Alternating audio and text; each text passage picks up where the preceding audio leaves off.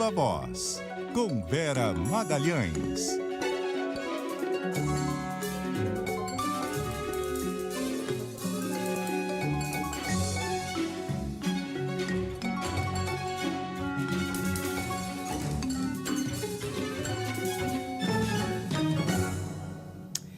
Vera Magalhães já está aqui com a gente nos estúdios novos da CBN. Boa tarde, Vera. Boa noite já, né? 6 horas já é boa noite. Pois é, sabe que eu também demorei para acostumar, né? Porque aqui, como vocês veem na nossa janela, ainda está claro. Mas boa noite para você, Débora Freitas. Boa noite, Carol Moran, ouvintes, espectadores que estão chegando hoje para esse novo ponto final e o novo Viva Voz dentro dele. É isso aí, Vera. Bom, a gente já começa falando aqui sobre os desdobramentos da investigação da tentativa de golpe para manter o ex-presidente Jair Bolsonaro no poder. O Fantástico trouxe ontem gravações inéditas, né, até então inéditas, que mostram oficiais do Exército dando apoio a manifestantes golpistas que estavam na frente dos quartéis da corporação. A gente vai trazer aqui alguns desses áudios. Queria trazer primeiro um áudio do general Mário Fernandes, que trabalhava na Secretaria-Geral da Presidência, e ele pede ao tenente-coronel Mauro Cid, ex-ajudante de ordens de Bolsonaro, que o ex-presidente interfira para evitar a retirada dos acampados em frente ao QG do Exército. Parece que existe um mandato de busca e apreensão do TSE, né, ou do Supremo, em relação aos caminhões que estão lá. Já andou havendo prisão realizada ali pela Polícia Federal. Se o presidente pudesse dar um input ali para o Ministério da Justiça para segurar a PF, eu estou tentando agir diretamente junto às forças, né? Pô, se tu pudesse pedir para o presidente ou para o gabinete do presidente atuar, falar com o ministro Anderson, segurar a PF, esse cumprimento de ordem, ou com o comandante do Exército, pra gente segurar, proteger esses caras ali. Mostra claramente, né, Vera, esse áudio, o nível de envolvimento de uma pessoa, né, de um general, tanto com os golpistas, com os acampados ali, né, e a proximidade com o ex-presidente. Exato. Eu acho que o objetivo da liberação desses áudios agora, Débora, é justamente esse. Fazer com que fique claro que não era dissociado o acampamento, toda aquela mobilização das pessoas em frente ao quartel-general do Exército, aos quartéis em outras cidades, e a ideia anterior de um golpe de Estado, aquelas tentativas que vigoraram ainda enquanto Bolsonaro era presidente. Então, é o link entre o 8 de janeiro, que veio a acontecer depois, e o que vinha sendo tramado antes, para mostrar que não eram só senhoras ali, aposentadas, entediadas, que estavam em casa e resolveram acampar em frente ao Exército, e depois falaram, não estamos fazendo nada aqui, vamos ali quebrar a sede dos três poderes, como nos últimos meses os bolsonaristas tentaram vender, que eram pessoas ali que estavam sem nenhum tipo de comando, sem nenhum tipo de conexão com a classe política. Mostra ali que tem uma conversa para acionar o gabinete do presidente, acionar o ministro da Justiça, acionar a Polícia Federal, né, Carol? Uma coisa ali bastante conectada, bastante intrincada. Carol tá com o microfone fechado. Vamos... Não, pra mim tá aberto. Pronto. Agora sim. Estão querendo me calar aí no estúdio de São Paulo. Golpe. É golpe, é golpe. Não, mas eu estava falando aqui que esses áudios deixam muito claro, inclusive, a relação desse grupo de militares com os acampamentos em frente aos quartéis, né, e a manutenção desses acampamentos. E tem um áudio que fala que esse pessoal tem que descer para o Congresso. Não adianta ficar só na porta do quartel, tem que descer para o Congresso, já antecipando o que aconteceria no 8 de janeiro. E aí, mais à frente, um áudio que diz que o golpe só não aconteceu, o presidente não vai assinar o decreto porque ele está com medo de ser preso, porque as Forças Armadas não aderiram. Né? A Marinha até disse que poderia aderir se alguma outra força entrasse junto, mas como a Exército e a Aeronáutica não toparam, esse golpe não aconteceu. Então, assim, não tem a voz do Bolsonaro, por óbvio, nesses áudios, mas fica muito claro todo esse esquema engendrado dentro do núcleo do governo, né? A gente tem até esse áudio, Carol, que é, na verdade, um áudio do tenente-coronel Guilherme Marques de Almeida, do Comando de Operações Terrestres do Exército. Vamos ouvir aqui. Eu acho que o pessoal poderia fazer essa descida aí, né, e ir atravancando mesmo. Porque, a massa humana chegando lá não tem pneu que segura. Atropelar a grade e vai invadir, depois não tira mais, né? Não adianta protestar na frente do QG do Exército, tem que ir pro Congresso. E as Forças Armadas vão agir por iniciativa de alguém poder. Aí a gente vê uma outra coisa importante, que é esse negócio da ideia deles de que as Forças Armadas precisariam ter algum estímulo para agir. E aí o que é agir, né? Isso vai daquela interpretação golpista do artigo 142 da Constituição, que vira e mexe e volta. Essa ideia de que algum dos poderes pode chamar as Forças Armadas a serem uma espécie de poder moderador. E aí intervirem, e eles estavam com essa ideia de que eles interviriam e não deixariam mais o poder. Então, é isso que certamente vai se tentar comprovar, vai se tentar mostrar quando e se a denúncia for recebida, se isso virar uma ação penal e se isso prosperar. A gente sabe, né, Débora e Carol, que as defesas vão tentar todo tipo de estratégia que elas puderem para postergar a análise dessa denúncia e, se possível, inclusive, ali questionar a análise pela primeira turma, questionar a presença de alguns ministros nesse julgamento, tentar o impedimento desses ministros, e hoje o dia foi muito pródigo nessas conversas, né, Débora? Pois é, inclusive em entrevista à CBN Recife, o ex-presidente Jair Bolsonaro disse que a defesa não teve acesso ao material, que os áudios foram tirados de contexto, pegando palavras de um momento de tensão ou discussão. Não senti ninguém tenso ou discutindo nada ali, não. Pareciam muito certos, né, do que eles estavam falando. Bolsonaro também voltou a negar que tenha planejado um golpe e disse que os acampados estavam seguros em frente aos quartéis e que, quando chegaram no centro de Brasília, já estava tudo quebrado. Essas foram as palavras, essa foi a declaração do ex-presidente à CBN Recife. Exatamente. Ele está ali, né, nesse esforço dele, inclusive falou que ele é o plano A, o plano B, que não tem outro candidato, etc. Mas vamos chamar aqui para a nossa conversa, meninas, a Samantha Klein, porque ela tem informações de bastidores ali a respeito dessa estratégia da defesa, das tentativas que eles vão fazer, e agora não só de impedir o ministro Alexandre de Moraes, mas também o ministro Flávio Dino. Boa noite, Samantha. Bem-vinda a esse triunvirato feminino aqui do Viva Voz. Boa noite. Olha, é um prazer estar aqui com vocês, viu? Uma honra estar nesta estreia, né? E, digamos aí, em grande estilo. Estou acompanhando aqui, inclusive, em imagem e som. Bom, o que aconteceu hoje no Supremo? O advogado do ex-presidente Jair Bolsonaro, Celso Vilardi, afirmou que os novos áudios revelados pela TV Globo, implicando militares no planejamento de um golpe, precisam ser contextualizados. Já para a Polícia Federal, esses áudios mostram que a estratégia do grupo era manter as manifestações nas ruas e a contestação das urnas eletrônicas.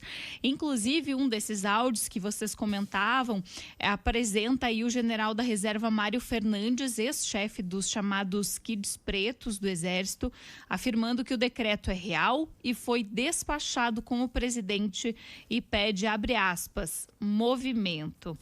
Ao sair dessa audiência no Supremo Tribunal Federal, o advogado Celso Vilardi disse que esses áudios não pioram a situação de Bolsonaro. Fiz essa pergunta, ele disse que não, que precisam ser contextualizados. No entanto, essa audiência não foi à toa. Inclusive, foi com o presidente do STF, Luiz Roberto Barroso, que, ao chegar no tribunal, afirmou que atende todo mundo que pede por audiência. O advogado, ele foi apresentar as razões de petições que vai protocolar ao inquérito da trama golpista e, é claro, ele precisa aí do aval também da análise desses pedidos por Barroso. Foi uma audiência que durou aproximadamente 20 minutos. Entre outras possibilidades, a gente já vinha aventando aí que há uma tentativa da defesa em retirar o relator do caso, o ministro Alexandre de Moraes, até porque ele é uma das vítimas daquele plano punhal verde-amarelo que pretendia neutralizar tanto Moraes quanto Lula, quanto o vice-presidente Geraldo Alckmin, mas vem ganhando força entre as defesas o pedido de impedimento de outros ministros. A exemplo de Flávio Dino. Flávio Dino é a bola da vez que vem sendo aventada, isso como uma estratégia das defesas, mas até nas redes sociais. Ela já vem ganhando aí essas críticas com resgate, inclusive, de algumas manifestações de Flávio Dino. Teve um momento, uma entrevista, quando ele ainda era ministro, em que ele cita Bolsonaro. Então, esse tipo de resgate vem sendo feito, ou seja, fazendo uma mistura entre Flávio Dino, ministro da Justiça, um político que falava muito e muito abertamente de política, e um ministro do Supremo que tem uma outra manifestação. Uma outra possibilidade é Cristiano Zanin também, por ter sido um indicado de Lula. Ambos foram indicados pelo presidente Lula. No entanto, a primeira turma, onde está o julgamento, é justamente aquele lugar onde os ministros concordam mais com o relator Alexandre de Moraes. Zanin até menos. Em vários julgamentos que já vimos, a exemplo da descriminalização das drogas. Mas esse é um entendimento que a turma, o colegiado menor, poderia aí acompanhar. Por isso, essa é uma das estratégias. Primeiro, retirar aí desse julgamento das mãos de Moraes, o que dificilmente vai acontecer, e também tentar retirar outros ministros que seriam mais alinhados ao governo Lula.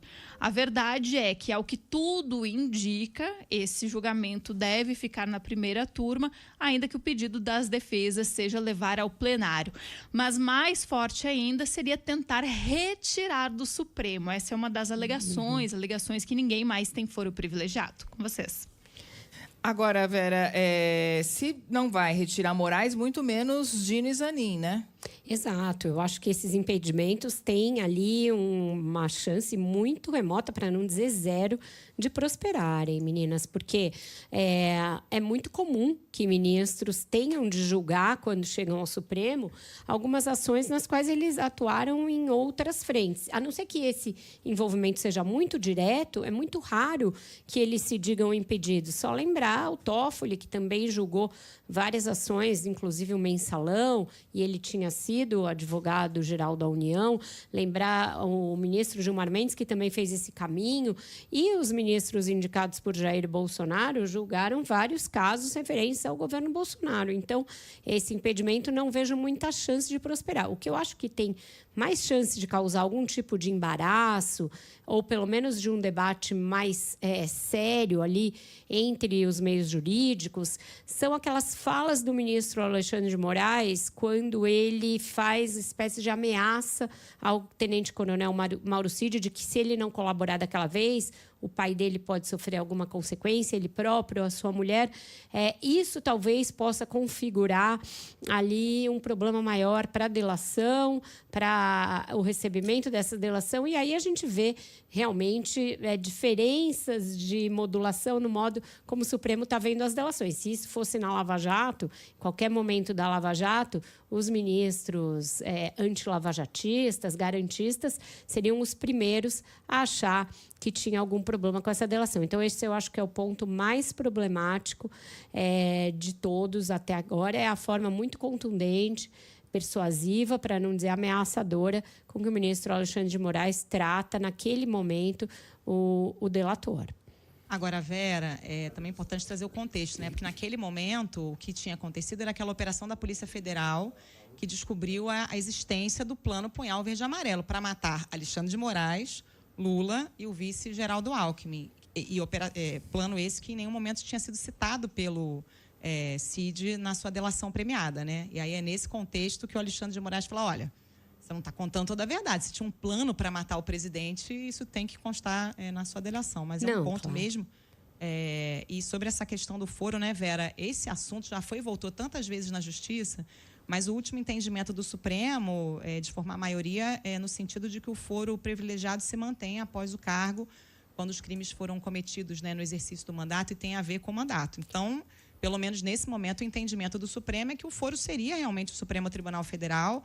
E, nesse caso do inquérito dos atos golpistas, os ministros do Supremo também referendaram que Alexandre de Moraes segue sendo relator e que os casos continuam sendo julgados ali e na turma, né?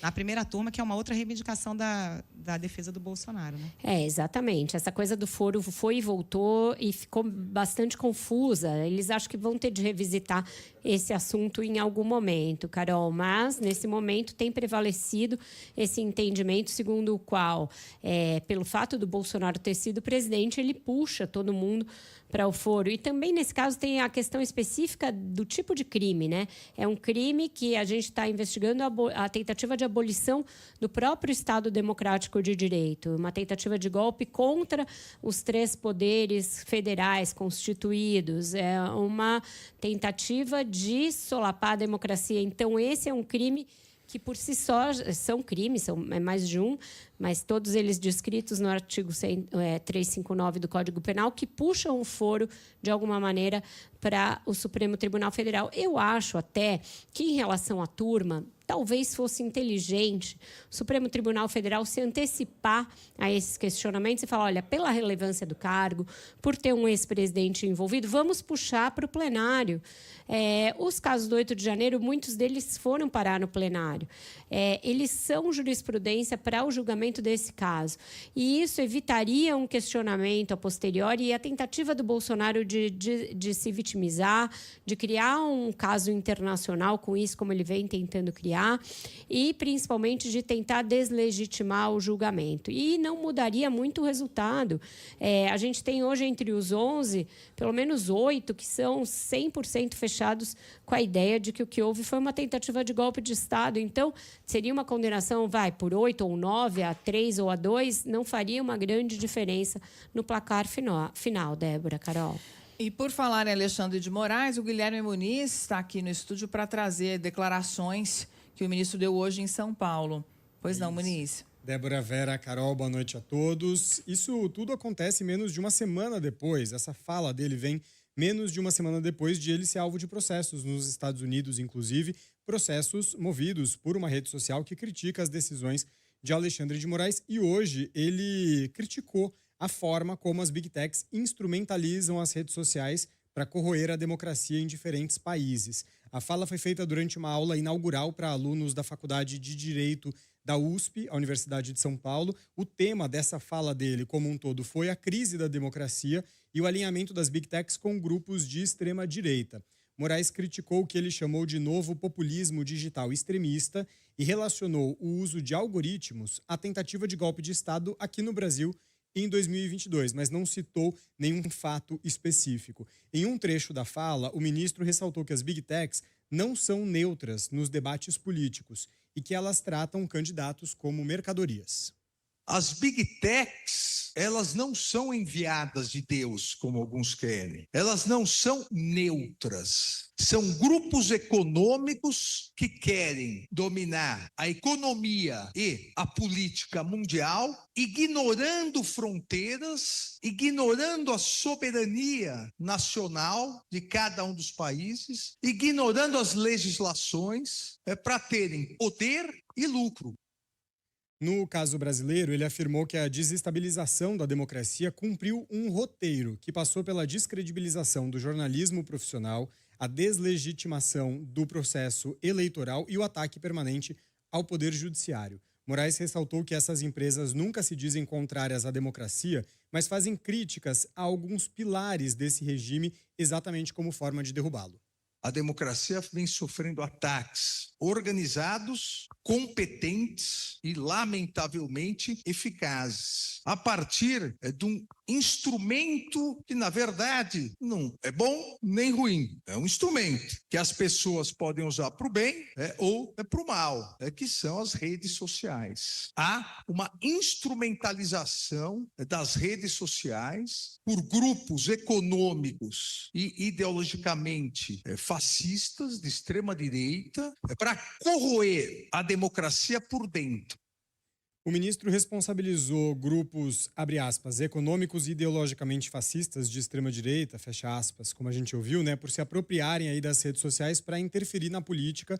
E eles fazem isso, segundo o ministro, ao captar o ressentimento de alguns grupos sociais que se enxergam como vítimas de avanços democráticos. Ele mencionou, por exemplo, a universalização de direitos e o combate à desigualdade. Moraes afirmou que existe hoje em dia no Brasil o retorno do discurso do tio do churrasco, nas palavras dele, que são piadas e comentários machistas ou homofóbicos que acabam sendo naturalizados e até estimulados. Moraes encerrou o discurso enaltecendo a força da democracia brasileira para combater ofensivas antidemocráticas com a resiliência das instituições e disse que a gente pode criticar a Constituição à vontade, mas destacou que ela já aguentou 2 impeachments e uma tentativa de golpe de Estado. Lembrando que Moraes é o relator aí desse inquérito de tentativa de golpe pelo qual foram denunciados o ex-presidente Jair Bolsonaro e outras 33 pessoas na semana passada. Débora. Alexandre de Moraes, suas frases de efeito, suas interpretações também de suas frases, mas fato é que redes sociais e big techs tiveram um papel também importante nessa tentativa de golpe, né, Vera? Com certeza, tudo isso é fato, mas eu vejo aí uma coisa meio perigosa e que o ministro deveria se eximir, mas, enfim, ele não é muito cauteloso nesse sentido.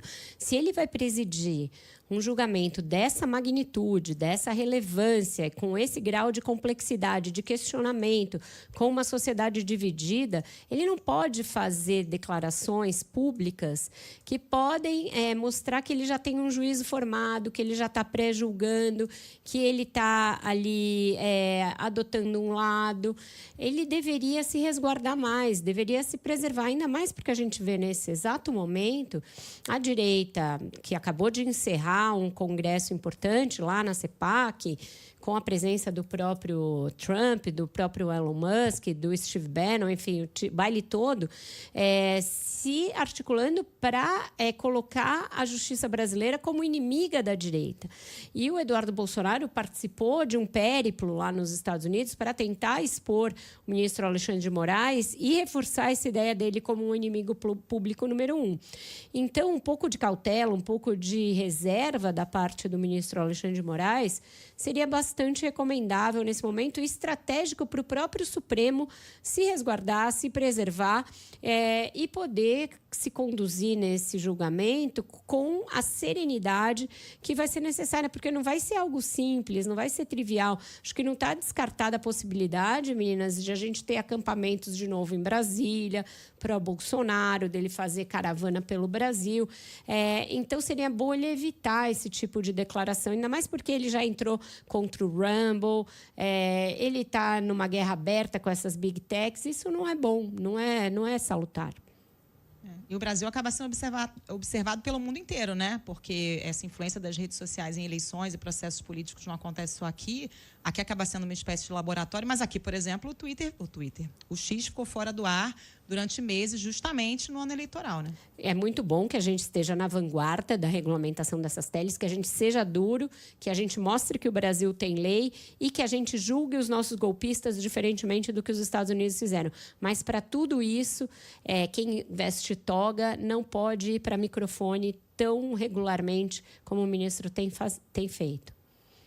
Vamos para um intervalo? Você fica com as notícias da sua região, a gente volta daqui a pouquinho. Estamos de volta com o Viva Voz, Vera Magalhães, eu, Débora Freitas e Carolina Moran para falar de reforma ministerial. O Igor Cardim tem mais informações em Brasília, tem bastidores sobre as expectativas em relação a essa reforma. A Vera já antecipou aqui detalhes no fim de semana, a gente vai falar mais disso, mas vamos aos bastidores aqui do Igor. Boa noite, Igor. Boa noite para você, Débora, para a Vera e também para a Carol, para os ouvintes. Pois é, o presidente Lula deve começar o troca-troca ministerial já nessa semana, antes do Carnaval, com a substituição da ministra Anísia Trindade pelo atual ministro das Relações Institucionais, Alexandre Padilha. Esse deve ser o primeiro de uma série de arranjos na composição dos ministérios nas próximas semanas. As mudanças maiores, que envolvem negociações políticas com o Congresso, porém, devem ficar para para março. As alterações devem abrir espaço para um ministro ligado ao Centrão, com mais habilidade de negociação política ali no Congresso. Uma das possibilidades é a ida do ministro de Portos e Aeroportos, Silvio Costa Filho, para a vaga deixada por Padilha. Costa Filho é do Republicanos, mesmo partido do presidente da Câmara, Hugo Mota. Outra alteração tida como certa é a ida da deputada Gleisi Hoffmann, presidente do PT, para uma pasta dentro do Planalto, atuando próximo ao presidente Lula, na articulação de forma geral ali do governo. O nome de Gleisi é cotado para a Secretaria-Geral da Presidência, pasta que cuida do relacionamento do governo com os movimentos sociais. Caso essa posição seja concretizada, o atual ministro, Márcio Macedo, poderia ser realocado em uma outra posição dentro do governo.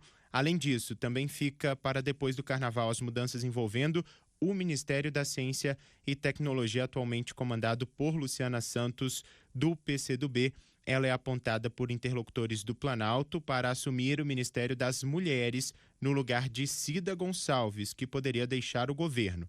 Já a vaga na ciência é cotada para a deputada Tabata Amaral, do PSB, partido do vice-presidente Alckmin, que voltaria a ter 3 pastas na esplanada desde a saída de Flávio Dino para o STF. O PSB compõe com 2 ministérios atualmente.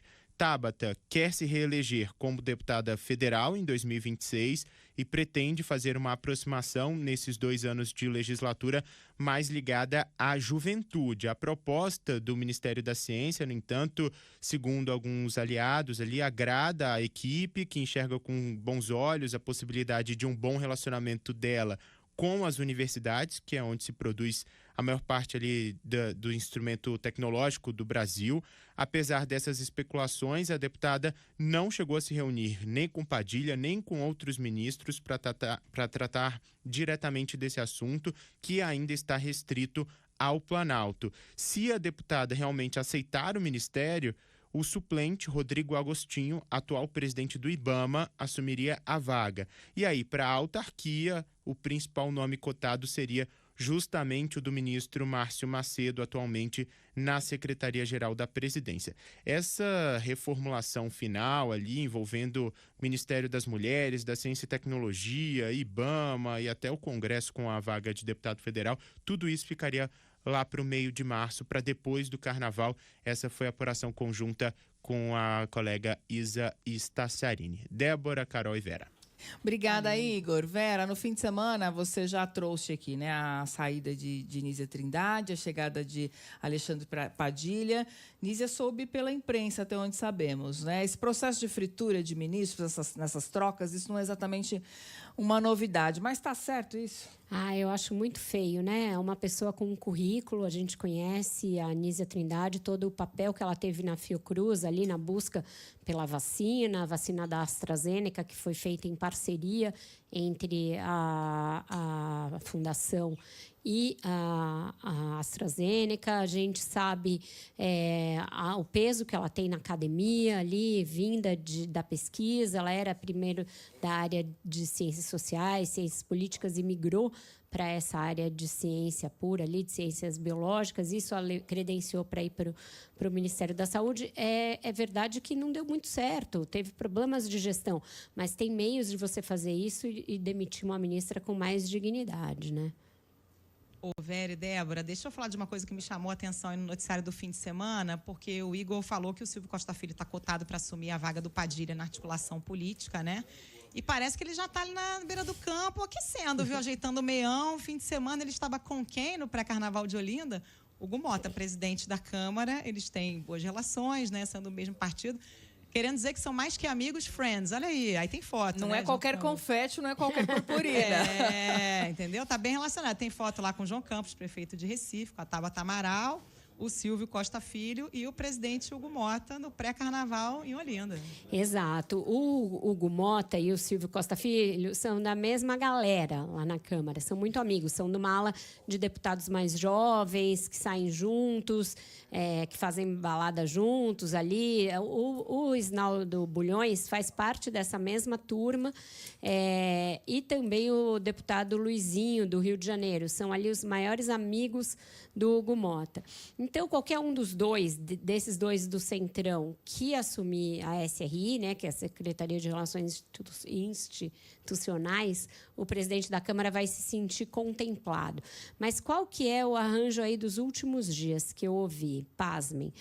A possibilidade da presidente do PT, Gleisi Hoffmann, ir não para a Secretaria-Geral da Presidência, mas para a própria articulação política, no lugar do Alexandre Padilha, mantendo, portanto, o PT nessa pasta. E aí eu perguntei, mas qual a justificativa? Porque a presidente do PT tem uma fama de ser uma pessoa mais difícil no trato, diz que o Lula quer justamente combater essa pecha, que ele acha que ela é injustamente considerada uma pessoa radical, que ela não é, e que ela é boa de costura política e que, então, daria a ela esse lugar para justamente tirar dela essa pecha e fazer com que ela transite mais. Eu acho um pouco arriscado você usar uma pasta tão sensível para lavar a biografia de alguém.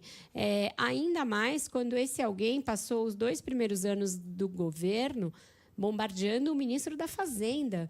Então, alguém na articulação política que não necessariamente comunga da política econômica, eu acho você resolver um problema lá na saúde e criar um outro vespeiro bem complexo de conduzir, Débora. E é um espaço também que você toma bomba de tudo que é lado, né? Da oposição, da situação, fogo amigo, fogo inimigo, fogo de quem você nem conhece, de quem você já conhece há muito tempo, de quem você toma café. Exatamente. A gente sabe que a Gleisi Hoffmann é alguém que tem bom trânsito. Ela melhorou isso muito, ela ajudou na articulação da eleição do próprio Hugo Mota, tanto que quando eu perguntei qual seria a reação dele, um aliado do Mota falou, não, ela se dá muito bem com ele, ela acha que ela foi importante, por exemplo, para fechar o apoio do PT a ele. Mas seria preferível, seria um gesto, eu acho que mais amplo ali no sentido da composição, você dá para alguém do Centrão essa vaga que mas eu acho que o Lula tem um pouco de pé atrás com essa ideia, né? O Isnaldo Bulhões é alguém que ele pouco conhece, não é alguém da intimidade dele. Silvio Costa Filho é mais próximo, já é ministro, é filho do Silvio Costa, que foi um grande aliado da Dilma Rousseff, um dos últimos cavaleiros ali em defesa da Dilma Rousseff, quando ela já tinha o impeachment praticamente claro. Mas a gente sabe que ele gostaria de preservar o PT nesse lugar, até porque é a pasta que tem que dar as emendas, esse negócio de emenda tem sido um problemão. Então, vamos ver como ele vai conduzir isso. E a Tabata, será que vai para Ciência e Tecnologia ou é cedo para dizer, Vera? Ela estava ali na foto, né, do carnaval, Campos, do né? pré-carnaval. O pré-carnaval ela emplacou. A gente não sabe se depois vai para o desfile das campeãs. Mas é alguém que muitos defendem, alguns do próprio PT. Eu sei que o Padilha é um que defende a ida dela, o próprio Sidônio é um que defende. Por quê? Porque ela se dá muito bem e vai muito bem nesse ambiente em que o PT e o governo têm muita dificuldade, que é o ambiente digital. Ela é uma nativa digital, é uma política que surgiu fazendo essa coisa das redes, ela trabalha muito bem as redes dela e isso seria um ativo importante. A gente pouco vê a ministra Luciana fazendo isso, Luciana Santos fazendo isso, estando nas redes. Acho que se fizer uma pesquisa e puser a foto dela, muitos brasileiros não sabem a cara da ministra de Ciência e Tecnologia. Então, seria um ganho nesse ambiente em que o governo até aqui está perdendo para a direita de lavada, né? Agora, Vera, o governo Lula prometeu equidade, começou o governo mal, já sem equidade. Agora a gente tem aí mulheres saindo, outras entrando. Isso vai acontecer em pleno mês da mulher, março. E aí, avança ou retrocede? Eu acho isso ruim, né? Você coloca mulheres para duelarem por poucas vagas. Porque, por exemplo, se a Tabata entrar, vai ser no lugar de uma mulher. E aí, a ministra Luciana pode ser realocada para o PCdoB não ficar totalmente fora do ministério, mas para a vaga de uma outra mulher, provavelmente no ministério da ministra Cida Gonçalves na mulher, que é uma pasta que também é muito simbólica, né, que tinha sido extinta no governo Jair Bolsonaro. O Ministério da Saúde, que é a principal pasta, que tinha uma mulher, primeira mulher aí em muito tempo conduzindo a saúde, vai perder, uma mulher vai sair, tudo bem, a Gleisi pode chegar. No final, numericamente, Débora, a gente pode até ver um empate não vê uma redução. Mas é ruim que mulheres percam esses espaços de maior poder e de maior disputa, inclusive por orçamento, né? A gente está falando de pastas com pouco orçamento, diferentemente de ciência e tecnologia. Essa é uma pasta que ainda tem uma boa verba, mas as outras nem tanto, e perdeu o Ministério da Saúde, que é um canhão, né? E, bom, a gente encerra o Viva Voz de hoje. Segunda-feira sempre um pouquinho mais cedo, porque Vera Magalhães tem Roda Viva. Com música, Vera? Com música, claro. Estamos aqui nessa casa linda, com esse estúdio bonitão, com essa vista, com essa composição nova para o Viva Voz, para o Ponto Final. Escolhi uma música do Arnaldo Antunes que fala disso, casa nova, vida nova, convidando você, porque a casa é sua, ouvinte. Participa mais, manda suas dúvidas, manda suas sugestões, manda suas perguntas. Não tem pergunta burra, não tem pergunta boba em política. Ninguém é obrigado a entender esses meandros. E a gente está aqui para ajudar você a entender, para trazer os bastidores, para trazer as análises. Então, a gente quer interagir mais com você, porque a casa é sua. Solta aí.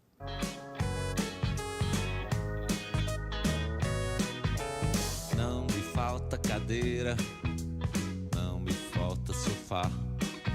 Só falta você sentada na sala, só falta você estar. Não me falta parede e nela uma porta pra você entrar. Não me falta tapete, só falta seu pé descalço pra pisar. Não me falta cama, só falta você. Tchau, pessoal, até amanhã. Eu falei da participação de vocês e a Débora tá mandando um monte de pergunta de vocês. Ficou para tarde, mas a gente promete que amanhã a gente melhora essa interação, tá bom, pessoal? A casa de vocês, venham. Amanhã a gente promete o café, né, Débora? Com certeza. Com ou sem açúcar? É isso aí. Tchau, Obrigada, menino. Vera. Até. Até amanhã.